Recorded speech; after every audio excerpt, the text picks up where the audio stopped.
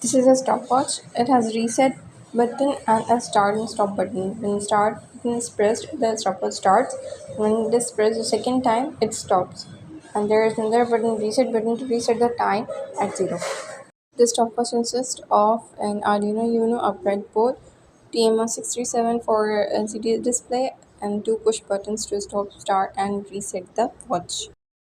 Here's the code for Arduino Uno. It requires a Devi to be installed. To compile this code, firstly, the connections of the TM16337 are mentioned. It has 4 pins: CNK, DIL, VCC, and ground. Ground is connected to the ground. VCC is connected with the for 5 volts, and CLK and DIL are connected with the digital pin 4 and 5 of the Arduino Uno respectively.